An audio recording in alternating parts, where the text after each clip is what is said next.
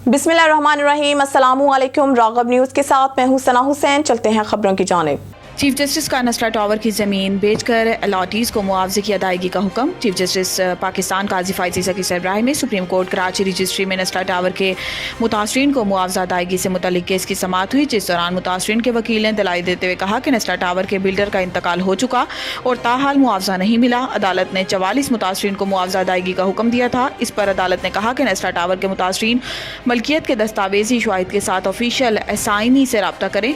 अदालत ने नस्ला टावर के प्लाट की मार्केट वैल्यू से मुतल्लिक भी रिपोर्ट पेश करने की हदायत की और नस्ला टावर की ज़मीन फ़रोख्त का इश्तिहार शाया कराने का हुक्म दिया। अदालत ने नस्ला टावर की ज़मीन बेचकर अलॉटीज़ को मुआवजा अदा करने का हुक्म देते हुए कहा है कि नीलामी में आने वाली बोली की भी रिपोर्ट अदालत में पेश की जाए। इस्लामाबाद में रोटी की कीमत में कमी का नोटिफिकेशन मुअत्तल।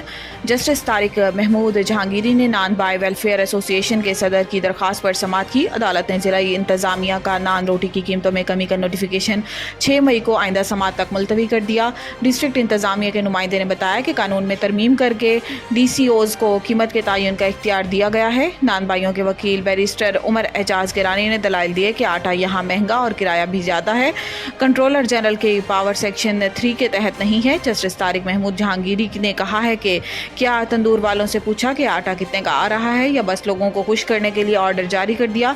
अदालत ने आइंदा समाअत तक नोटिफिकेशन मुअत्तल करते हुए फ्रीकैन से तफसीली जवाब तलब कर लिया और समाअत 6 मई तक मुलतवी कर दी। हमारे खदशात हैं, शब बारात पर बुशरा बीबी के खाने में जहर मिलाया गया। बुशरा बीबी की तर्जुमान मिशाल यूसुफजई ने कहा है कि हमारे खदशात हैं कि शब बारात पर बुशरा बीबी के खाने में जहर मिलाया गया। हमें पता चला शब बारात पर बुशरा बीबी के इफ्तार के खाने में टॉयलेट क्लीनर के 2-3 कतरे मिलाए गए। इस खाने के बाद से बुशरा बीबी की सेहत ख़राब हुई और रोज़ बिगड़ती जा रही है। इन्होंने कहा है कि गिरफ्तारी से पहले बुशरा बीबी को ब्लड प्रेशर और शुगर समेत कोई मसला नहीं था। गिरफ्तारी के बाद से इनकी सेहत ख़राब है, कुछ ना कुछ तो ज़रूर हुआ है। अदालत 3 हफ्तों से कह रही थी कि बुशरा बीबी के मेडिकल टेस्ट कराए जाएं। मेडिकल टेस्ट इस वक्त क्यों नहीं हुए? कौन था जो मेडिकल टेस्ट में रुकावट डाल रहा था? इनका कहना था कि बेनज़ीर भुट्टो या मरियम नवाज़ की बात होती तो वो सियासी शख्सियात हैं। बुशरा बीबी सियासी शख्सियत नहीं, घरेलू खातून है। इनको इसलिए निशाना बनाया गया कि वो बानी PTI की अहलिया हैं। वज़ीर आला बनने के लिए खुद को साबित करना पड़ा, आग के दरिया से गुजर कर पहुंची हूँ।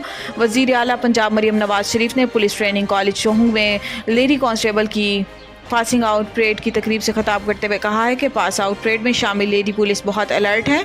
खुशी है कि पाकिस्तान के पास इतना ज़्यादा टैलेंट है। IG पंजाब को हदायत की है कि 7000 ख़वातीन पुलिस एहलकार कम है, इनकी तादाद में इजाफा किया जाए। वक्त आएगा जब लेडी पुलिस की तादाद 50% से तजावुज़ कर जाएगी। मरियम नवाज ने कहा है कि ख़वातीन बहुत मेहनती हैं, सुपर ह्यूमन की तरह काम करती हैं। माएँ भी, बेटियाँ भी हैं, बहनें भी हैं, प्रोफेशनल भी हैं। जितनी मेहनत से ख़वातीन काम करती हैं कोई सोच भी नहीं सकता। खुशी हुई कि इस दफ़ा पुलिस सोर्ड ऑफ ऑनर एक नौजवान खातून को दी। इनका कहना था कि पहली बार पुलिस यूनिफॉर्म पहना तो एहसास हुआ पुलिस की नौकरी या CM का हलफ हो बहुत ही जिम्मेदारी का काम है। मेरा दिल में इंतकाम का जज्बा नहीं होता, जालिम को सजा देते हुए भी तकलीफ होती है।